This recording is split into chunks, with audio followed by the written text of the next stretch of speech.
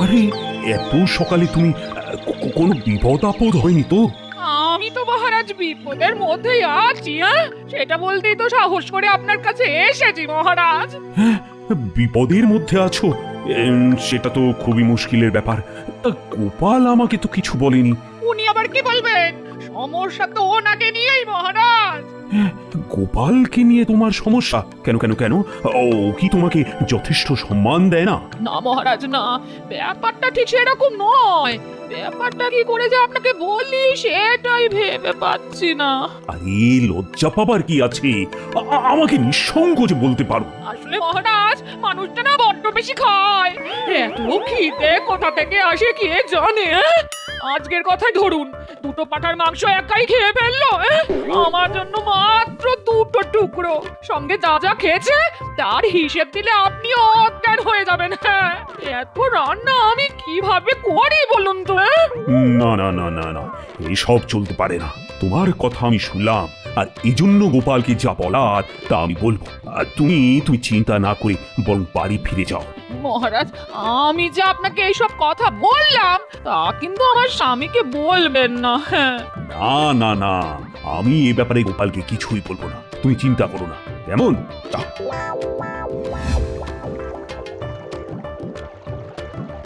মহারাজ, যথারীতি গোপাল এখনো আসেনি। প্রতিদিন যদি গোপাল দেরি করে আসে তাহলে তো ওকে রাজসভায় রাখার কোনো মানেই নেই। সময় মতো আসবে কি করে? আজ দুটো পাঁঠার মাংস তো ও একাই খেয়েছে। ওর গিন্নির জন্য রেখেছে মাত্র দুটো টুকরো। আচ্ছা আচ্ছা, ও কি পাগল হয়ে গেছে? এত খাওয়া কোনো মানুষ খেতে পারে? আমি তো ভাবতেই পারি না। আমি বারবার আপনাকে এই কথাটাই বলতে চেয়েছিলাম যে গোপাল ঠিক মানুষ নয়, অন্য কিছু হতে পারে। মন্ত্রী কাকে অমানুষ বলছিল মহারাজ? নিশ্চয়ই আমাকে নয়। গোপাল, তোমার কি নিজেকে মানুষ বলে মনে হয়? গোপাল, তুমি ভেবে বলো না, তোমার কি নিজেকে মানুষ বলে মনে হয়? মহারাজ, মানুষের সংজ্ঞাটা কি সেটাই তো জানি না।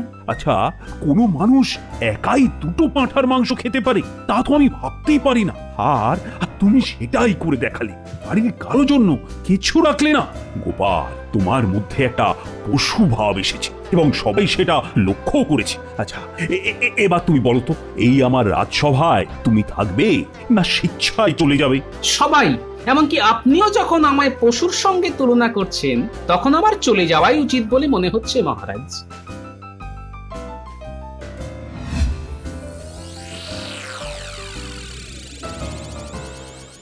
মানুষটা একটু বেশি খায়, তার জন্য আমি এত কথা শুনিয়ে দিলাম। না, ব্যাপারটা ঠিক হলো না। এখনো ফিরলো না, কি যে হবে কে জানে। বিশেষ করে মহারাজের কাছে নালিশ করাটা ঠিক হয়নি। হ্যাঁ, মহারাজ যদি অপমান করে বসে তাহলে তো সর্বনাশ, চাকরিটাও চলে যাবে। তখন খাবো কি, পড়বই বা কি, সংসারটা চলবে কি করে?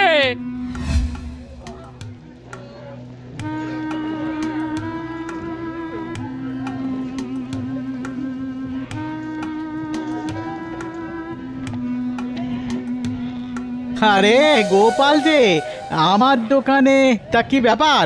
যাত্রা দল খুলবে বলে ঠিক করেছো নাকি? প্রায় সেরকমই ব্যাপার আর কি। তা তোমার দোকানে বাঘের পোশাক আছে? বাঘ কেন, জলহস্তী, গন্ডার, হাতি, যা চাইবে তাই পাবে। না, ওগুলি পরে লাগবে। আপাতত আমার বাঘের পোশাকটাই চাই, বুঝলে? তা হঠাৎ তোমার বাঘ সাজবার ইচ্ছে হলো কেন বলো তো? ওই আমার পাড়ার নাতি নাতনিদের ভয় দেখাতে। ওদের বলেছিলাম বাঘ দেখাবো, কিন্তু বাঘ দেখানো কি সহজ কাজ? তাই ভাবলাম নিজেই বাঘ সেজে ওদেরকে চমকে দিই, এই আর কি। তা ভাই গোপাল, তোমার মাপের বাঘের পোশাক তো নেই। দুটো বাঘের পোশাক জোড়া দিয়ে বানাতে হবে। তোমার কাঁচি আছে তো? আর সুতো আমাকে দুদিনের জন্য ধার দাও তো, আমি দুদিন পরে তোমাকে ফেরত দিয়ে যাবো, বুঝলে? আরে নিয়ে যাও নিয়ে যাও, কাউকে দিয়ে পাঠিয়ে দিলেই হবে।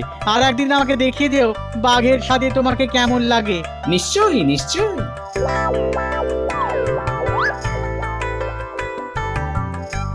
দাদু এখনো ফেরেনি, দিদা খুব চিন্তা করছে। হালুম। বাবা, ও বাবা, ও বাবা, বাঁচাও বাঁচাও বাঁচাও, ও বাবা, লোকটা গো, বাঁচাও বাঁচাও!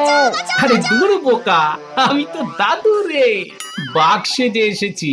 বাপরে, ভয় একদম দম বন্ধ হয়ে এসেছিল। তা দাদু, তুমি হঠাৎ বাঘ সাজতে গেলে কেন? নিশ্চয়ই তোমার কোনো মতলব আছে। কি সেটা বলো? আরে বলছি আগে যেটা করতে হবে সেটা বলিনি।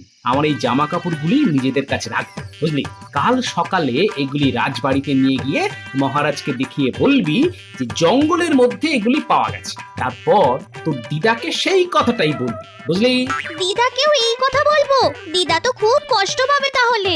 ও কিছু না, আমি তো আর সত্যিকারের বাঘ হয়ে যাইনি রে বাবা, মাত্র তো 2 দিন, তারপরই ফিরে আসবো। রাখ রাখ, এই জামা কাপড়গুলো রাখ, একটু আলতা লাগিয়ে নিতে পারিস, বেশ ঘন আলতা, যাতে মনে হয় রক্ত লেগে আছে। ঠিক আছে দাদু, একেবারে তোমার মতো করেই কাজ হয়ে যাবে। আমি গুলটে আর ন্যাপলাকেও জানিয়ে দিচ্ছি।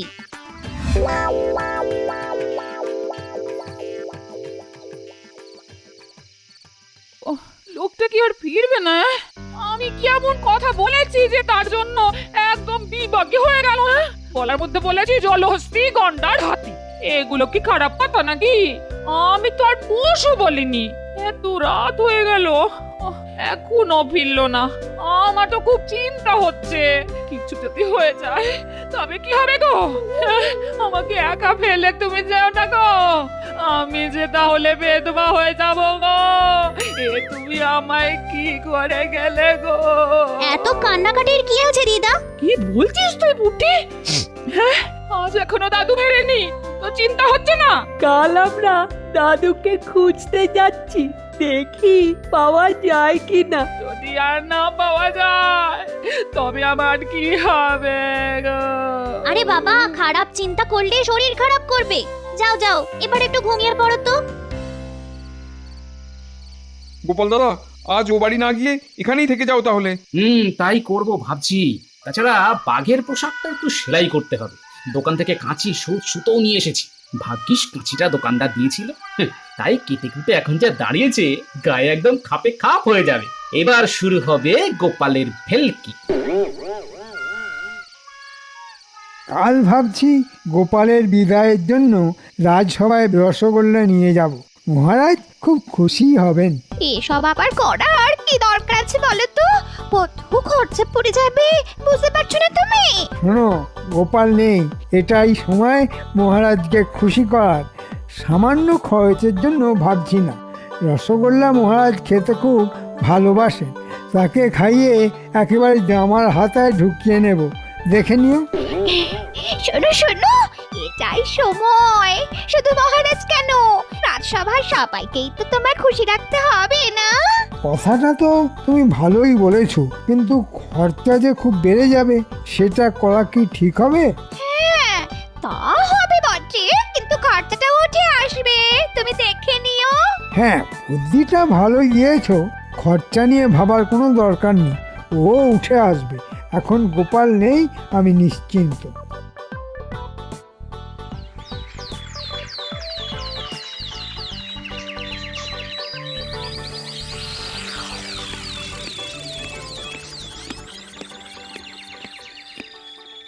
মহারাজ, আজ সকলের জন্য এই সামান্য রসগোল্লা নিয়ে এসেছি। হঠাৎ সবাই মিলে ভাগ করে খাবো, এই আর কি। সাধুন সাধুন। আজ গোপাল থাকলে একাই সাবড়ে দিত। আগে সত্যি কথা বলতে কি, গোপাল বিদায় হতেই ভাবলাম যাই মহারাজকে রসগোল্লা খাইয়ে আসি। এই নিন, একেবারে গরম গরম রসগোল্লা খান। আরে রাজসভাতে বাঘ ঢুকে গেল। প্রহরী প্রহরী, বাঘকে ধরো, আটকাও। ব্যাঘ্রং ব্যাঘ্রং রাজসভা তিং।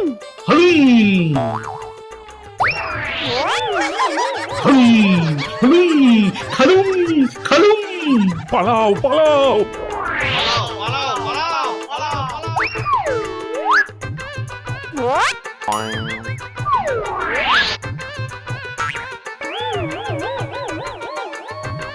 রাজবাড়িতে বাঘ পড়েছে। সর্বনাশ সর্বনাশ হয়ে গেছে। রানী রানী, বাঘ বাঘ বাঘ। চলো চলো চলো, খাটের তলায় লুকোই। সে কি, রাজবাড়িতে বাঘ? খাটের তলায় কেন? জানলা দিয়ে ওই গাছটার ডালে বসে থাকি না কেন মহারাজ? আগে আমাদের খুঁজে না পেয়ে চলেও যাবে। ব্যাকরং ব্যাকরং খাবেন খাবেন। হালুম হালুম খালুম খালুম। বাঘ ভাই আমাকে খেয়ে কি করবে বলো? আমার এই তো শরীর, মাংস নেই বললেই চলে। যে পরিমাণ রসগোল্লা খেলে দেখে মনে হচ্ছে গোপালও তোমার সঙ্গে পেরে উঠবে না। গোপালকে খেলে তোমার পেট ভরে যেত। তুমি আজ চলে যাও না ভাই, গোপাল ফিরলে এসো। কোথায় গেলে তোমার দেখা পাবো বলে দাও, আমি নিজে গিয়ে তোমায় নিয়ে আসবো। মালুম মালুম হালুম। ওরে বাবা রে বাবা, না তোমাকে আর জ্ঞান দেবো না। আর কিছুক্ষণ এখানে থাকলে আমার যে কাপড়ে চোপড়ে হয়ে যাবে ভাই। হালুম হালুম গেলুম। এই বেটা পণ্ডিত, ওইভাবে ঝুলে থেকে বাঘ তাড়ানো যায়? দেখলে কেমন ভাবে বাঘটা আমার কথা শুনে চলে গেল। দুর্গন্ধং দুর্গন্ধং। ইমা, তোমার যে কাপড়ে চোপড়ে হয়ে গেছে গো মন্ত্রী। কি অসভ্য বাঘ রে বাবা, আমার গায়ে করলি কেন? পণ্ডিতের গায়ে করতে পারলি না? মরকট, নির্বোধ, হতচ্ছাড়া, বিড়াল, ছুঁচো। বাঘটা এখনো আছে? নং মহারাজং গেছেন গেছেন। তাহলে মন্ত্রী কার সঙ্গে কথা বলছে? ভয়ের কোনো কারণ নেই মহারাজ, দিয়েছি একটা বাঘকে তাড়িয়ে, কিন্তু এমন অসভ্য বাঘ যে কি বলবো, আমার গায়ে করে দিয়ে গেল। মিথ্যাং মিথ্যাং মহারাজং।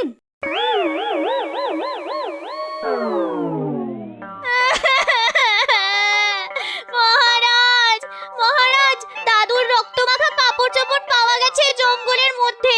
দাদুকে দুদিন ধরে পাওয়া যাচ্ছে না বলে আমরা খোঁজ করতে করতে ওখানে যাই। মনে হচ্ছে দাদুকে বাঘে খেয়ে নিয়েছে।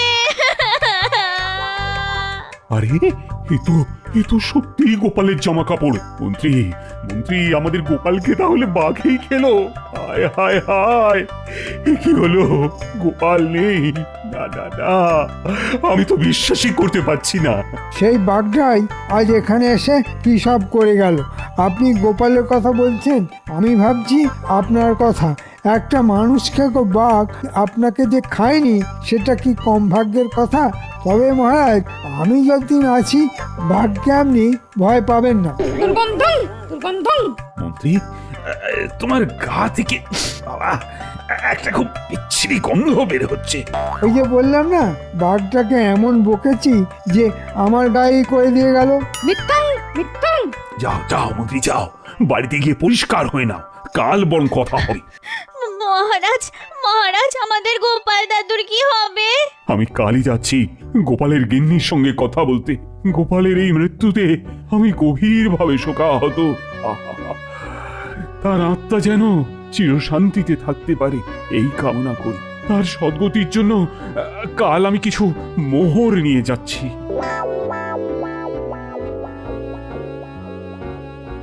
এ তোরা কি শোনালি রে? লোকটা শেষ পর্যন্ত বাঘের পেটে গেল। সব আমার দোষ। কেন যে মানুষটাকে জলহস্তি বলতে গেলাম কে জানে। ওগো, তুমি আমার ছেড়ে চলে গেলে। এত বড় ধুরন্ধর তুমি, আমাকে সেই একলা ফেলে গেলে। আমিও আর এই ধরাধামে থাকবো না। এই পুটি আমায় বিষ এনে দে, খেয়ে মরি।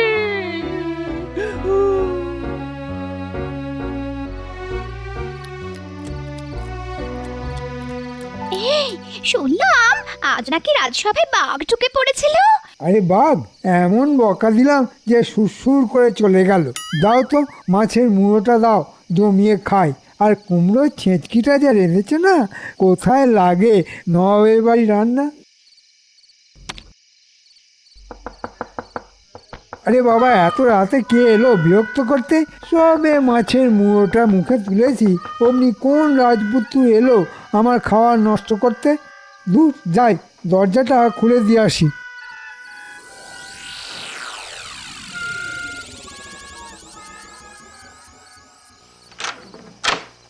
হালুম।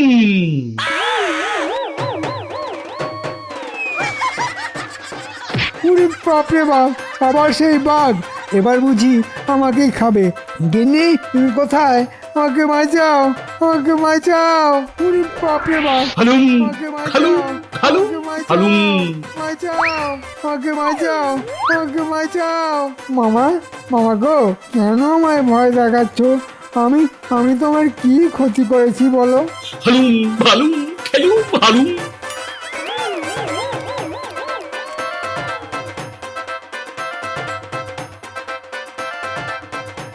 কাল আমার বাড়িতে আবার বাঘ হানা দিয়েছিল মহারাজ। কত সুন্দর মাছের মুড়োটা খেয়ে নিয়ে চলে গেল। হ্যাঁ, শুধু কি তাই, ভাত পর্যন্ত চেটে পুটে খেয়ে নিয়েছে, একেবারে হাঁড়ি ফাঁকা করে দিয়েছে। আশ্চর্য ব্যাপার মহারাজ। যখন তখন বাঘটা এসে যাত্রার বাড়ি থেকে সব খাবার খেয়ে পালাচ্ছে, সারা নগরের লোক পালাচ্ছে। এখানে কিভাবে রাজধানী রাখা যায় মন্ত্রী? মহারাজ, আমার মনে হয় বাঘটাকে জাল দিয়ে ধরার একটা চেষ্টা করা উচিত, তাই না? আমার কেন জানি না মনে হচ্ছে বাঘ বেটা আবার এই রাজসভাতেই আসবে। তাই আমার মত হলো এই সভাতেই জাল ছড়িয়ে রাখা হোক। বাঘ আসলেই জাল গুটিয়ে নিতে হবে, আর তাহলেই বাঘ ধরা সম্ভব হবে। কিন্তু মহারাজ, এ তো বড় মানুষ খেকো বাঘ, যদি জাল ছেড়ে বেরিয়ে যায় তাহলে তো বিপদ হয়ে যাবে। তাও তো ঠিক। ঠিক আছে, আমাকে একটু সময় দাও, একটু ভেবে দেখি মাথা থেকে কোনো উপায় বের করতে পারি কিনা। কপাল কপাল করে তো দোকান খুলেছি, নইলে নইলে সব মিষ্টি তো নষ্ট হয়ে যাবে। কিন্তু বাঘের ভয়ে খদ্দেররা আসবে তো, কে জানে। আমার কপালটাই খারাপ। হালুম হালুম। ওরে বাবা রে, যা ভেবেছিলাম তাই হলো। এই মামা মিষ্টি খেতে এসেছে। ঘোর কলি, ঘোর কলি। বাঘেও এখন মিষ্টি খায়। আমি চললুম চললুম। হালুম খেলুম খেলুম।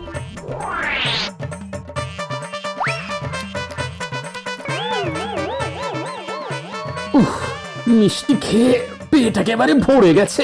এবার যাই, রাজসভায় গিয়ে দেখি কি হচ্ছে। ধুর ধুর, কোনো উপায় তো মাথা থেকে বেরোলো না।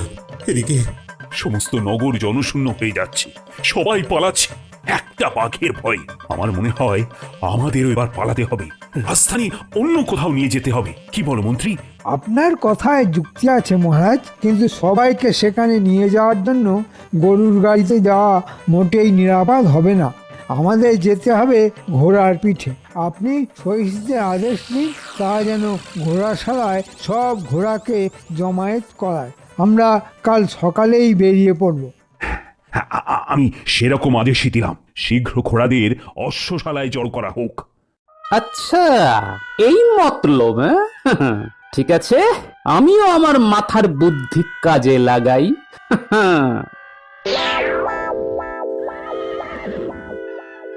শেষ কাজটা এই বেলা করে ফেলি, ঘোড়াগুলিকে ভড়কে দিই। আগে ঘোড়াশালে ঢুকি, তারপর ডাক ছাড়বো। হালুম হালুম ঘোড়ালুম ঘোড়ালাম, হালুম হালুম।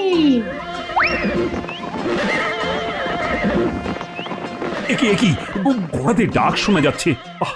ওদের আবার কি হলো? নিশ্চয়ই ঘোড়ার পালে বাঘ পড়েছে। মন্ত্রী, চলো চলো চলো, গিয়ে দেখতে হবে কি হয়েছে। হ্যাঁ মহারাজ, চলুন। এখানে বাঘ পড়লে মারা পড়ে যাব আমরা। কি মন্ত্রী, আরে সব ঘোড়া পালাচ্ছে কেন? কেন এখনো বুঝতে পারছেন না? বাঘ পড়েছে, বাঘ বাঘ। বাঁচতে চাইলে চলুন আমরা অশ্বশালার ভিতর আশ্রয় নিই। হ্যাঁ, তাই চলো, ভিতরে গিয়ে দাঁড়াই।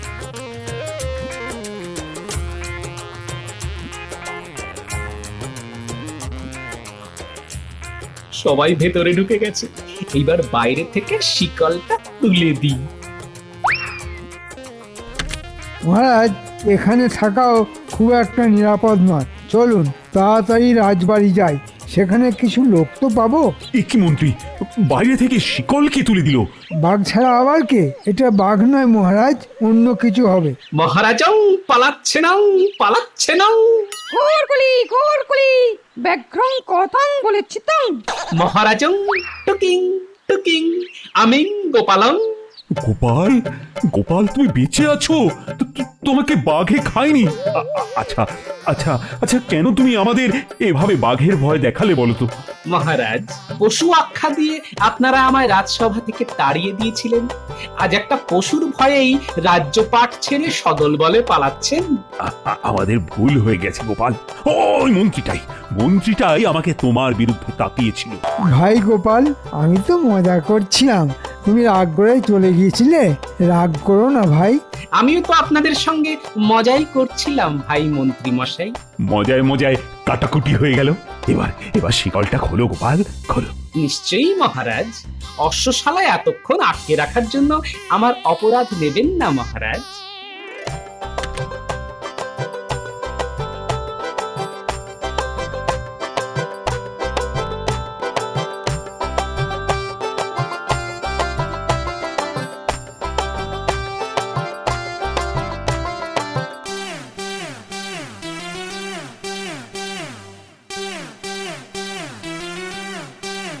ও সকালে কত গালি দিয়েছে অপদার্থ বলে, আজ কাকে বলবো? মানুষটাই তো নেই। এখন আমার দিনগুলো কিভাবে কাটবে কে জানে। এখানেও বাঘ! এবার আমাকে খেতে গেছিস? তবে বেঁচে থেকে আর কি লাভ? কি? হ্যাঁ, তুমি কোথা থেকে এলে? আমাকে জলহস্তি বলেছিলেন না? আসলে জলহস্তির পোশাক কেউ দিতে পারেনি বলে বাঘ সেজেই কাজ সেরে নিলাম। আমাকে ধরতে পারেনি। আচ্ছা আচ্ছা, তাহলে তুমি বাঘ বাহাদুর। এখন দেখাচ্ছি তোমার মজা। দাঁড়াও, হাতে পেলে